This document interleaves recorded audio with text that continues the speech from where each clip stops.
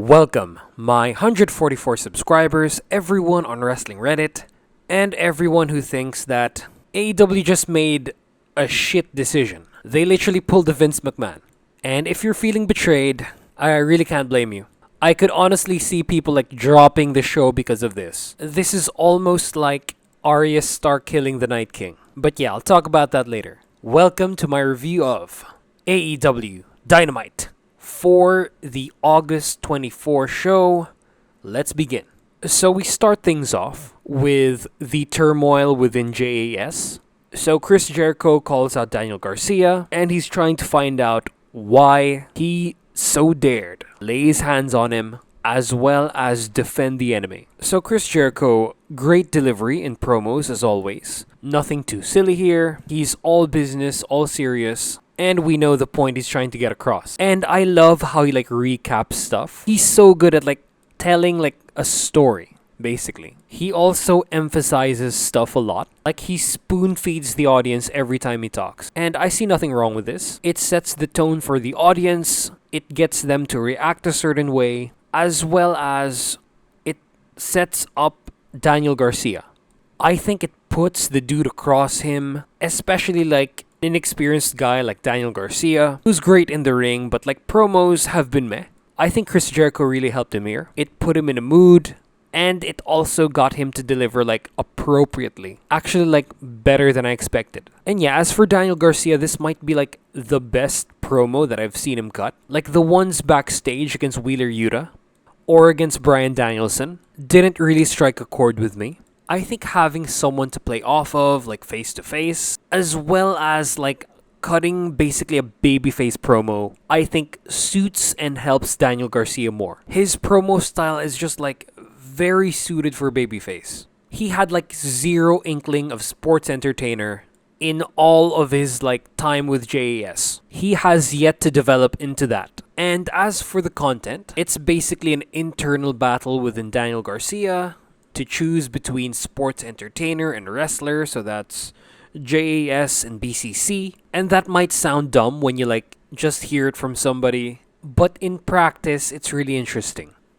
In a meta level, it is interesting, but in a kayfabe level, where you have to win your matches, it sort of does it. I mean, yeah, it gets you a lot of supporters, it gets ratings to be a sports entertainer, it gets fame, but for the main objective of a match in kayfabe, being a wrestler is 100% more worth it. So yeah, that's kind of my problem with this, that it doesn't really work 100% in kayfabe, but on a meta level, it does. And then as for Bryan Danielson, also great delivery, and I like how he's not a complete babyface yet. Dude just enjoys. He fucking loves the turmoil that he's causing with JAS. So Danielson is mainly there to instigate shit, to just push Daniel Garcia over the edge to join BCC. But yeah, Garcia pushes Jericho and then leaves, further cementing the breakup. There's only one logical conclusion to this, one that I would accept, and it's going through with the breakup. But if they swerve us and then Garcia stays with JAS, I'm gonna have a problem with that. So yeah, this feud is completely dependent on the ending. If they try to get clever with us and then have Garcia just swerve the shit out of us, yeah, that's gonna be a mistake. Plus, the dude doesn't suit the faction anyway, so why not? Unless you give him a silly gimmick, like the rest of JAS. Okay, so after Garcia pushes Jericho down, he leaves, leaving the ring for Danielson and Jericho. Jericho drops Sports Entertainment and pits the Lionheart against the American Dragon. And Danielson says a really nice line that really hits to Jericho's core, where if they ask Stu Hart if who's better, would he answer Danielson or Jericho? And this really rattles Chris Jericho. And then this sets up the match for All Out. And in kayfabe, this feud works. Danielson is questioning the validity of Jericho's whole career. I don't know who's gonna win this feud, honestly. Because if Jericho loses, I think this buries him. And if Danielson loses this, then he's not gonna get his heat back from beating Jericho. And I think Danielson has a bigger upside than Jericho. So yeah, but before we get to this, before we get to the match at All Out, Danielson is attacked by Jake Hager from behind, and then this sets up a match for next week. So I don't know if this is the best decision to like pit him against Jake Hager, who's like not that entertaining. But this is Bryan Danielson. He could like get a good match out of anyone. He elevates everyone in the ring, just like Jericho elevates everyone on the mic that he's with. So yeah, great segment. Won't be surprised if this is segment of the night. So after this, we have Dax Harwood versus Jay Lethal. So for this match, this managed to get a good reaction from the crowd, especially at the second part, because the first part the crowd was just dead. But this managed to get a "This is awesome" chant. And yeah, I did enjoy the second part, but it wasn't like as good as other matches that Dax has had, or other matches that Jay Lethal has had. Like, this match was super made for TV. At the start, we had a lot of spots where they just like lied down on the floor. I think that would have been more appropriate later on in the match. There was also like a lot of awkwardness, a lot of parts where they were sort of struggling to do moves. And also, yeah, they don't go for like anything spectacular. It's like so made for TV. They don't even like work on limbs like consistently. Jay Lethal working on Dax's legs do not play into the end of the match. I don't even think I have like more than one spot of the match. And as for the finish, you could have had Jay Lethal win this one clean. Because Dax is a tag team champion, his victories are based on his tag team performance. It's totally different from like a contender for the TNT Championship. And Dax doesn't really win a lot of singles matches aside from like really obvious ones, or if it's against his tag team partner. So yeah, I just think this match is like pretty overrated. I don't even have much to say about it. So yeah, it's nothing we haven't seen before. It like eats time. It's not really the most tight looking match given who's involved. And I think the ending looks pretty bad. And you could have had Jay Lethal look stronger here. He could have just pinned Dax clean. Instead, he pulls the trunks and gets the dirty win after like an interference from Sanjay Dutt. So yeah, as for the spot of the match, it's just the leg sweep from like the second rope. I mean, this is like the highest impact spot of the match, and yeah, it looks good. There are counters for figure 4 leg locks and sharpshooters. We get a battle between Bret Hart Masturbationist and Ric Flair Masturbationist, but they just didn't achieve the drama that was necessary for this match to be like on a higher level. So it's a TV undercard, pay-per-view pre-show level match. It's alright, it's like ordinary. These two have had better matches. So after the match, I think we get an even better segment compared to the match. Because Sanjay Dutt, as Jay Lethal is like making his exit, he announces that the match is going to be at All Out, and it's going to be a trios match between the team of Wardlow and FTR against Jay Lethal and the Motor City Machine Guns. Like literally the former number 1 contender for the Impact Championship, and just like one of the best tag teams in the world, are gonna be in AEW for like maybe just like one appearance, but it's big. It's gonna be at All Out. I guess the working relationship between AEW and Impact is back on, and that match is gonna be a banger. And I really want Jay Lethal's team to win. Like, I want that somehow Motor City Machine Guns are gonna have like a title match against FTR. That's gonna be insane. And it'll also give Jay Lethal a reason to face off against Wardlow again. So yeah, I think that should happen, but it's probably not. So after this, we get the announcement of Thunder Rosa's injury, and I've heard some conflicting reports about this, and I sort of don't believe that she has heat backstage. I think she's actually injured because the performance here, like, Thunder Rosa isn't the best actress in like all of the locker room. She isn't the best promo, but here she pretty much like delivers an authentic promo with her in tears, like in a crying voice, that she's not able to defend the championship, that she's letting the people down, and like this might be her best promo. And I don't think Thunder Rosa is like the sort of wrestler who can like fake this, who's like capable of faking this. So yeah, sad news for Thunder Rosa. The replacement match is going to be like a 4-way between Hikaru Shida, Toni Storm, Britt Baker, and Jamie Hayter. It's going to be for an interim championship, and Britt's probably going to win. but it would be cooler if it's Jamie Hayter or Hikaru Shida. So yeah, best promo by Thunder Rosa, but sad that it has to be like accompanied with like a real life injury. So after this, we have Colten Gunn against his father, Billy Gunn.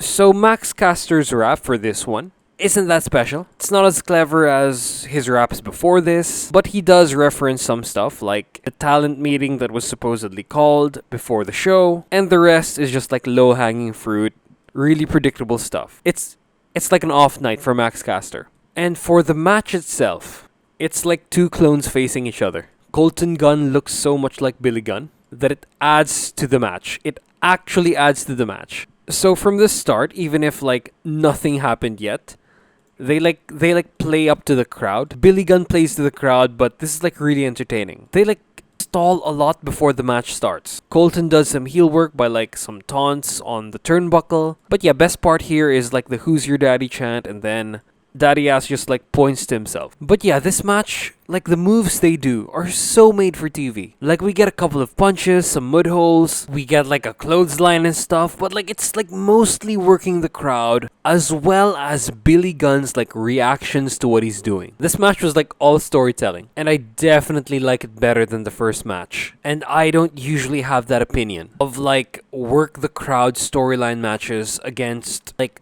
legit supposedly bangers. It's just like wrestling. Because this one's like mostly like just like a lot of nothing happens. But we get a good storyline moment that's taken advantage of by Colten Gunn that gets him the win. He low blows his dad, and then like he hits his shitty looking finisher, that's the Colt 45. It looks so bad, and then he wins the match. And yeah, Stokely Hathaway and Austin Gunn on the outside managed to take out the Acclaimed. So yeah, for top spot of the match, there's only one, again, and it's when Billy Gunn was like stomping the mud hole on Colten. He just like stops and then like realizes what he's doing. He's like rattled to shit, and then Colten Gunn low blows him and then does his finisher. So that's the only spot of the match, but this match was a lot shorter than the last one. So yeah, I really enjoyed this more than the first one. It's weird, but it is what it is. Great storytelling. It finally gives the Guns some heat. They finally get a win. They triumph over the Acclaimed, even though it's not in an official manner. But they do spark the interest of Keith Lee and Swerve Strickland, who make their entrance and then save the Acclaimed. And of course, Daddy Ass. But yeah, they drive away the Gun Club and then have a face-off with the Acclaimed, I think confirming that this is going to be the next match. It's probably going to happen at the pay-per-view, and it would be cooler if it's like a three-way and it's like a special stipulation, but we'll see what happens. So yeah, this match is like a TV undercard, pay-per-view, pre-show level of match. And then it builds up to the next tag team championship feud, and Keith and Swerve need some wins. They need to get fed, and it's nice to have them on TV. Because we get FTR like every week. And then for the actual AEW Tag Team Championships, this might be like the first time I've seen them interact with like another team when they're the champions. I mean, there's like Josh Woods and Tony Nese, but those guys aren't really contenders. This is like the highest profile team that they've challenged so far. Hopefully this is the match at All Out, or like a three-way special stipulation. But yeah, if like anyone deserves a shot at the titles, it's the Acclaimed, even though they're gonna lose. As long as the match is gonna be good, all will be forgiven. So after this, we have a backstage confrontation. It's like a promo between Will Ospreay and PAC. It's like short and sweet, only the two main guys talk, and it just sets up the match for the main event. And yeah, this main events the show. So this basically just establishes that these two know each other, they've faced each other, it was a draw, and they've yet to decide who's better between them. So they're teasing that match, they're hyping up this one, and yeah, this just orients the crowd. And PAC is just built different with his promos. Like, even though he has that thick accent, you could understand every word. And as for Will Ospreay, it's like his voice doesn't suit his appearance. Like his voice is like super orcish. Dude sounds like an orc from Warhammer or from like Lord of the Rings. He sounds like a true bad guy. But yeah, the more he is on American TV, the more he's like actually cutting promos to an English crowd, like on live TV. He's gonna get better. So I'm gonna give Ospreay a pass for this one. Because he does promo like at the end of the show towards Kenny Omega, spoilers. And yeah, it's like the same with this one. It's not very like coherent. The accent is like too thick and like interferes with what he's trying to say too much. So yeah, okay segment. So after this, we have a singles match between Britt Baker and KiLynn King. And I've already said my thoughts about KiLynn King. She's a high potential, really tall, athletically built woman. And then Britt Baker, on the other hand, a lot less athletically built, but she is currently the most complete wrestler in the entire company. She is basically good on the mic, good in ring, and is the closest we have to like a horsewoman. So I was really looking forward to the match. But it turned out to be like not as good as the one with Toni Storm. I don't know if it's the sizes or if it's a chemistry thing, but I just wasn't compelled with the match. It could have been that this was more one-sided, and it was a lot slower. But I did like that throughout the match, Britt did work on KiLynn's face and jaw, so that when she puts on the lockjaw at the end, it's a sure tap out. So yeah, that was my like favorite thing out of the entire match. And I also like this like modified full Nelson slam from like a facebuster position. So the ending, Britt Baker hits the stomp, gets the lockjaw, end of match. As for the rating, this is just like a TV undercard only match. Doesn't really have a story behind it. They're not trying to go for a show stealer like in the first match, but it didn't just work out. It was okay and serviceable and could have been on Rampage. So after this, Britt cuts a promo on Thunder Rosa, buries her. She basically calls her weak for not working through an injury. And then so Toni Storm tries to defend her friend's honor. Jamie Hayter attacks her from behind, and then Hikaru Shida saves her ass. And that's basically it. Post-match segment wasn't that special as well. If we didn't have the graphic of Shida, if it was just like a vacant or like a sort of like question mark, it would have been more impactful here, but we knew she was coming, so yeah. So after this, we get a small segment by The Acclaimed and Swerve in Our Glory, and it's basically them setting up their match for All Out. It's a match between two babyfaces, so it's set up by Swerve in Our Glory saying they love The Acclaimed, saving them was no hassle. The Acclaimed come back with they don't want to be saved and stuff. Very babyface things to say, while keeping them at odds with each other. But this sort of build isn't pay-per-view worthy. I think they're just going by how over The Acclaimed are and the ranking. This kind of came out of nowhere. And we have one more show before All Out. So after this, we have the segment that everyone's talking about. This segment got this, like so far, like mediocre episode of Dynamite. Like the first hour wasn't really good. I think it's like the worst Dynamite that I've reviewed so far in terms of first hour. But this segment managed to catapult it up to 1 million viewers. And what they do here, it's like a very polarizing thing. And some would also say that it's very WWE. And I have to agree. Like, I think Vince McMahon booked this show because what happens here is like so much of what he did when he was in charge. Just like the plain shock value, the bait and switch. We were advertised an epic match, but instead we have this. Like for the hardcore fans, I would understand how it's like bad because we didn't get a match. But we also criticized AEW for like giving this match away too early. So I think that's the only saving grace about this, is that it's going to tell, or it might end up actually giving us a good story that we haven't seen before. But as of now, without seeing what happens next, for me it's a poor move. Okay, so let's talk about the match. Okay, so this was Jon Moxley just destroying CM Punk. but not without like reason. They had a good reason for it. In the beginning of the match, it was even, and then Punk goes for like a head kick, and then his planted foot, the one that's like that he's stepping on, the step-in foot, is the one that's injured. He clutches this. Mox sees the opportunity, and then he works on the foot. He Blackpool Combat Club elbows Punk, and then he hits 2 Death Riders for the win. The match ends in like 3 minutes. Some would call this a squash match, others say it's a punishment, others say that Punk is actually gonna quit after this. Like, the reason for this happening is that Punk is so pissed off backstage that he's gonna quit AEW. But we haven't really got any confirmation about that. They're playing the injury angle. We didn't really see like a proper send-off to Punk. Like the guy who sold tickets, t-shirts and stuff.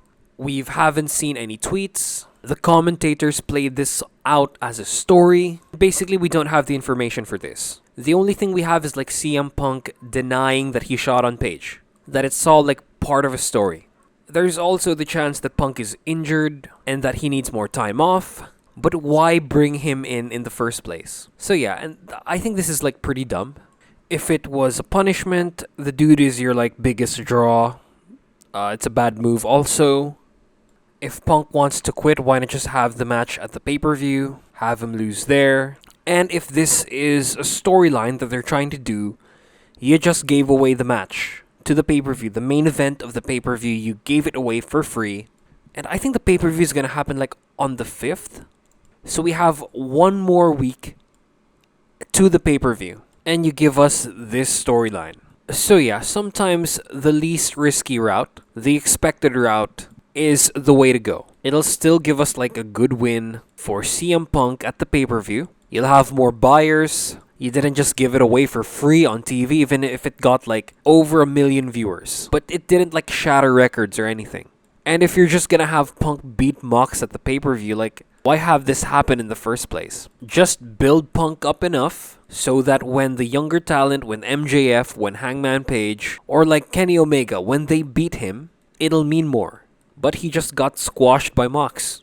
Takes heat off Punk and makes him like a lesser commodity when it matters most on the pay-per-view. So yeah, that's why I don't like this move. This is like unnecessary. Now they have to try a lot harder in order to turn this into like a good storyline. But the potential is there. But as of now, terrible move. This match might be the worst of the show. Like in-ring wise, but there's still potential for the storyline to go somewhere, so I'm gonna hope for the best. So yeah, let's move on to the next segment. And by the way, about like the All Out review, All Out is gonna happen on September 4 in America and September 5 here. So it's gonna be like on Monday morning. I might not come out with a review for like until the weekend. So yeah, we're gonna have to deal with that on the weekend or whenever I'm free because shit's about to start. So yeah, let's move on. So after this, we have a promo by Christian Cage setting up the match with Jungle Boy. They do give him his teeth back. He sounds more like how he did when Jungle Boy wasn't there. His delivery is like really good. But this feud has lost heat. It would have been awesome to see like Christian threaten Jungle Boy's family or like just did something despicable and stuff. But here he's just bitching and gaslighting about Jungle Boy, and the feud, like including right now, has been moving horizontally. It's not been advancing. I mean, in my opinion, he should have like attacked Luchasaurus. He should have attacked Marco Stunt. Yeah, like bring Marco back. He should have like actively tried to ruin Jungle Boy. But yeah, I don't know about this feud. We have next week and the pay-per-view. So yeah, All Out season isn't really hitting for me. But one of the feuds that is like for sure hitting is the feud between Ricky Starks and Powerhouse Hobbs. Like Ricky Starks' promos are like so good, like this one right here. The crowd is silent at the start and then he manages to win them over. Like not only is his delivery like amazing, but the content is also like really good. He tries to share the spotlight with Hobbs as much as he can. But Hobbs just betrayed him. He doesn't appreciate what Starks did. Thinks Starks is weak. But yeah, this feud would have been better if they won the tag team championships. If you elevated them enough to be like upper mid-carders. If like you really made them superstars, household names of the show. Like this could have like waited for a couple of months, honestly.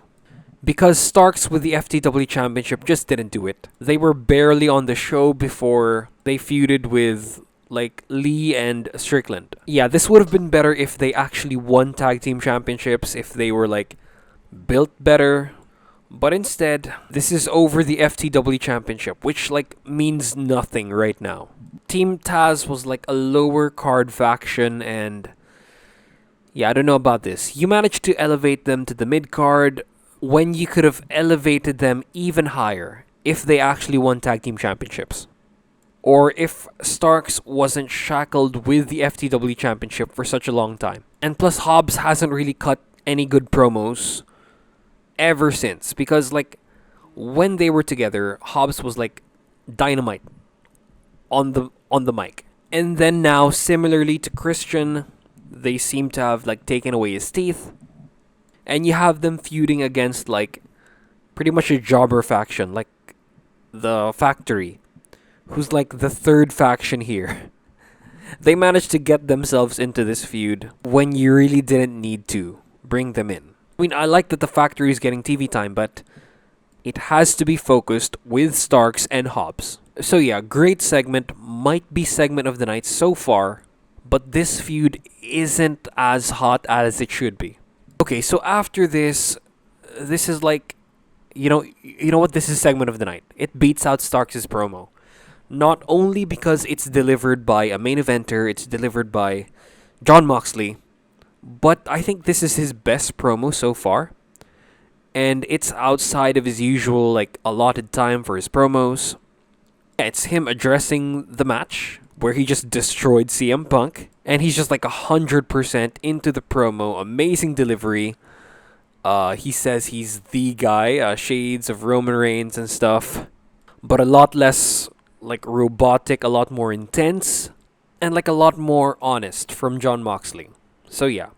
If they have him like lose to Punk now after he just squashed the shit out of Punk and after this awesome promo right here, that's a mistake. The ship has sailed on CM Punk as of now.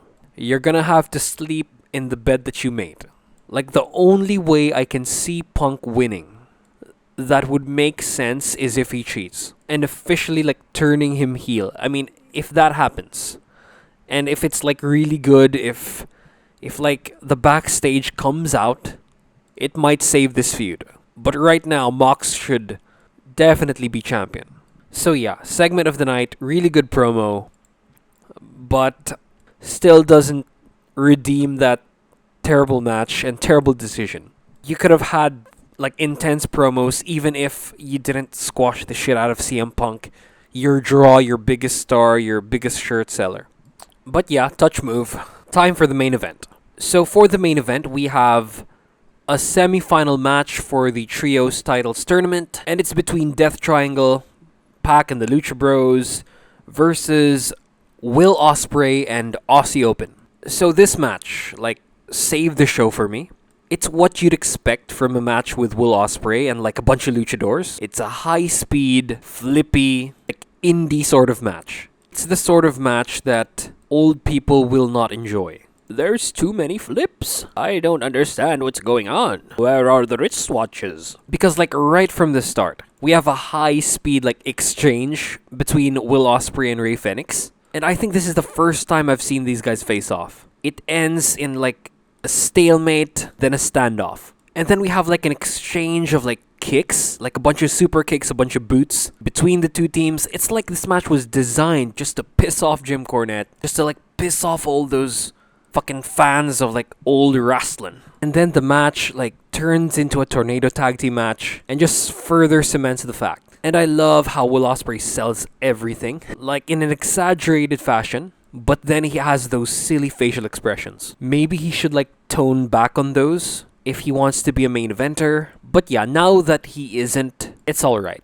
And yeah, Don Callis is on commentary, and he's just there to bury Will Ospreay and put over Kenny Omega in order to build up the feud between the two. So then the match slows down, faces cut the ring in half, and I find it weird that Ospreay's the one getting beaten up. Like, he's selling everything the Lucha Bros are throwing. And then Ospreay regains control when Aussie Open cheat, and then he does this awesome dive to the outside. Then finally he tags out to Aussie Open, and Aussie Open are really good. Really good tag team chemistry. They know when to participate in each other's moves. There's a really nice flow to their offense. And they're a bunch of dicks, like as big of a dick as like Will Ospreay. They work heel and then they feel as obnoxious as their boss. And then I'm feeling okay that Fenix is like the one taking the beating here. He is the smaller of the two brothers, but it's nice to see Penta shining. But then this weird messy move happens. It's a tag team move by Aussie Open. It looks like it should be like a neck breaker or like a DDT, while like Mark Davis has Penta in a like fall away slam position, in a power slam position, excuse me. And it just doesn't look good. It's like this time that I think team should move slower in order to like make the moves look better, because like this was clearly miscommunication here. Then I forgot to mention that the best friends are like outside. They're like on the other side of the barricade watching the match, and I kind of don't understand why, since they're not gonna face Will Ospreay and Aussie Open. They're gonna face House of Black next, like most likely. So it's kind of dumb to have them here, but we get them on TV. Like Kenny and the Buck should have been at ringside. And then we have something I like hate so fucking much. We have like Will Ospreay trying to remove Penta's mask.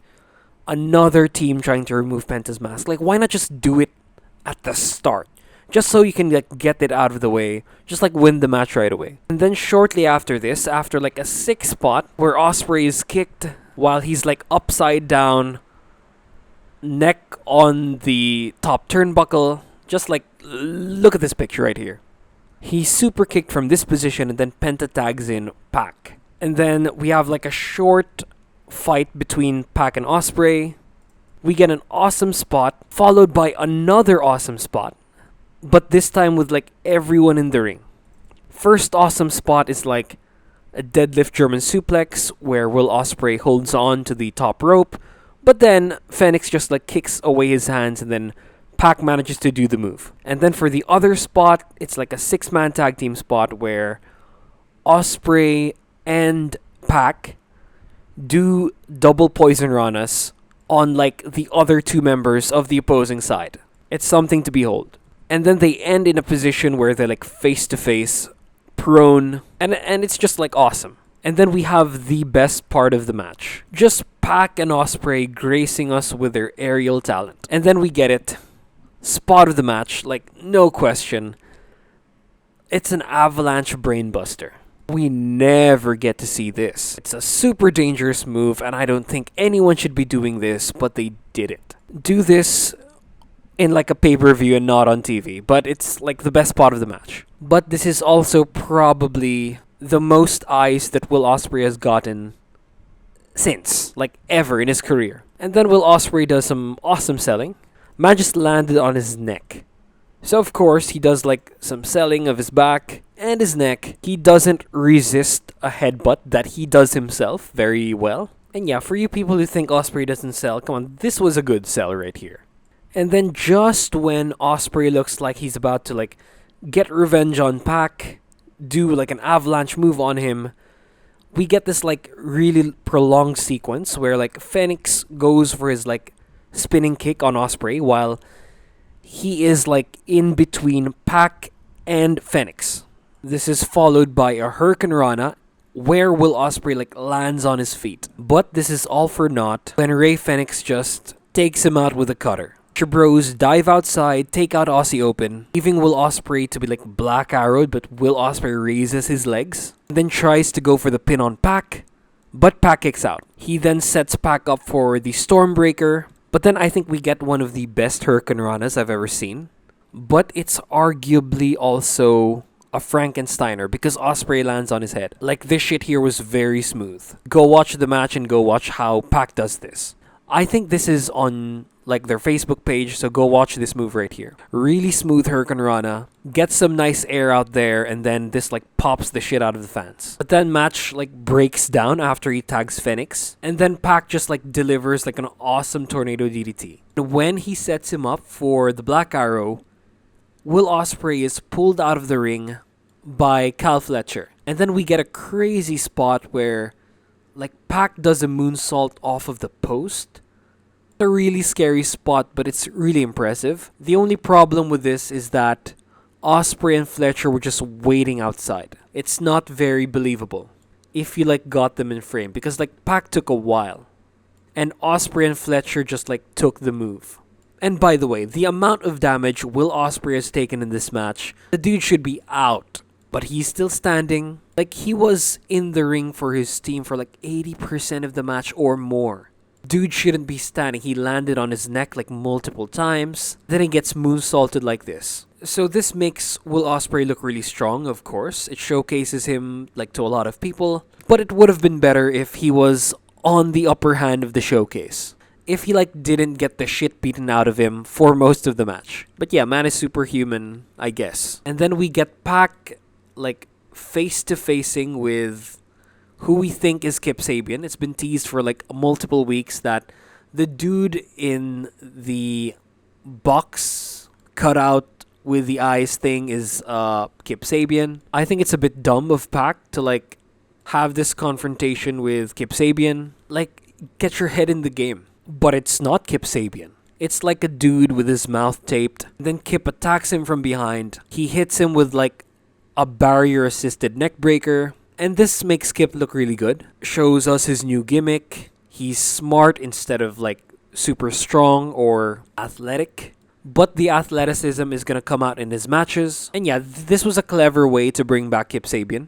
Nice touch on like the imposter, on the decoy. And I like that it gives Death Triangle a nice excuse to lose the match. So yeah, Aussie Open just go to town on Rey Fenix. They knock Penta off. And then they hit Fenix with their finisher, which is like a 3-man assisted Os Cutter, and then they win the match. 1, 2, 3. So after this, the Elite comes out. He has like a stare down with Kenny Omega, and then the show ends. So yeah, let's get to the spots of the match. I feel like I haven't done this in a long time because like the rest of the matches in the show didn't have that many. But now we have like 3. It should be more than 3, but I'm gonna have to stick to the rules and go with 3. So number 3 is the beautiful looking Hurricane Rana by PAC on Ospreay. This had so much air behind it, looked like a Frankensteiner, and it was so fucking smooth. Number 2 is Will Ospreay landing on his legs after being Hurricane Rana'd. This was a nice way to introduce Will Ospreay to a lot of new fans. It gets him super over. It makes him look like a superhero, basically. But then he's cuttered by Phoenix, which I think is a wrong move. But just the landing on his feet alone, popped the crowd the loudest for the whole match. And then for the top 1 spot of the match, it's the Avalanche Brainbuster. Highest impact spot, and honestly shouldn't have been done in this match on TV. Should have been done on a pay-per-view. So yeah, that match was fucking awesome. It's a pay-per-view only undercard match. Match should have been on a pay-per-view. And like it should have like went on for like 3rd from the top or penultimate. It was that good. It was that fun. But we got it on Dynamite. So yeah, after this, like after the show closes, we have a promo battle between Kenny Omega and Will Ospreay, and it's kind of far between them. Kenny Omega is the superior promo. He's been cutting promos on American crowds for years, while Will Ospreay cuts his promos on Japanese crowds, so he doesn't really have to focus on his like pronunciation. His accent really like doesn't match his body, like I said a while ago. And like him saying brother and bruv all the time is just annoying. But yeah, it's a promo battle about New Japan. Casual fans aren't gonna get it, but when they hear it on YouTube, it might get them to turn into that. But New Japan is like in a shitty situation right now, so maybe not the best idea. Maybe just focus on your show. But yeah, they cut promos on each other. He says like welcome to the big leagues. He's big leaguing Ospreay. And that's the show. So yeah, this episode of Dynamite is a one-match show. I think the first hour was mediocre. I think we got some good segments in the second half of the show, and that main event was fucking amazing. But it was just like hard to sit through that first hour. Like it was torture, kind of. So yeah, these are my match rankings, and I don't think this is the best Dynamite, even if it did hit 1 million viewers. So many matches were like so made for TV. Dax versus Jay, disappointed in my opinion. And I think some storyline choices, they really fucked up. Especially Mox versus Punk. So yeah, that's the show. Like, comment, and subscribe for engagement. Share if you don't know me. Hit that bell notification for future videos. And please, watch my shit.